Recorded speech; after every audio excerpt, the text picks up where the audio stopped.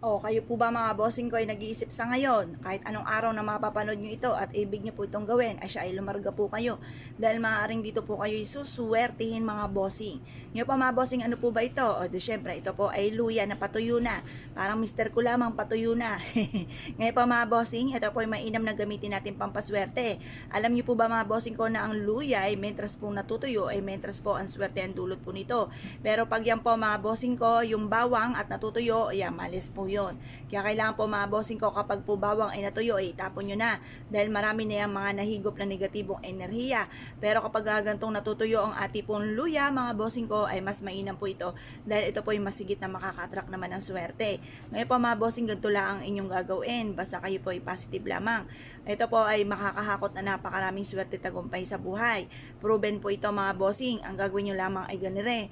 Kayo po ay humarap sa may silangan. Pagkatapos, kung sabihin po ninyo ay wala kaming luyan tuyo, ay di okay na, matutuyo rin naman po yan. Huwag nyo i-pressure ang inyong sarili, huwag pahirapan, huwag mag-isip ng problema. Okay lang po yan kahit sariwa po ang ating bawang mga bossing, ay ang ating luya.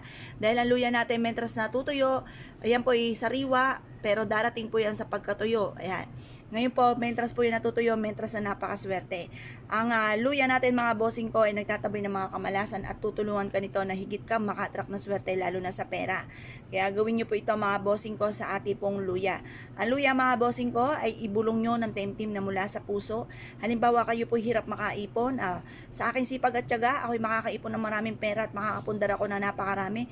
Matutupad lahat ang mga pangarap ko sa aking pong buhay. Ganoon po ang pag-wish mga bossing. Direct to the point, walang gamit na sana. At pagkatapos, ito pa mga bossing ko yung mag-wish ka na ng todo-todo. Wala pong masama, wala pong bayad ang mag-wish ng todo-todo. Wala pong maniningil sa inyo pagtapos yung mag-wish ng kayo ay may utang dahil labis-labis ang inyo pang mga wishes. Walang ganon, kaya mas mainam itodo-todo na. Ngayon pa mga bossing, pagtapos na po kayo mag-wish, ibilad ito sa sinag po ng araw sa umaga. Hanggang alas 8, kaya gumawa po kayo ng alas 7 or kaya po ay 6:30. Ibibilad hanggang alas 8 at pagkatapos pwede nyo itong gamiting amulet mga bossing. Marami kayong pwedeng gawin. Pwede nyo itong ilagay sa ilalim ng inyo pong unan or kaya po ilagay sa inyo pong bag, bitbitin kahit saan kayo magtungo. Pwede rin naman po na lagyan nyo po ito ng ribbon na pula at isabit nyo po ito mga bossing ko sa may pintuan ng inyo pong main door at makakatulong po ito upang sa ganon kayo po higit na makatrak na swerte at hindi po kayo malasin sa inyo pong buhay.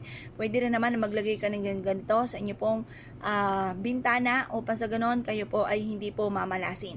Proven po ito, marami na nagpatotoo. Meron din po nga na nasa ibang bansa mga bossing ko na siya po ay ang daming pagsubok na pinagdadaanan.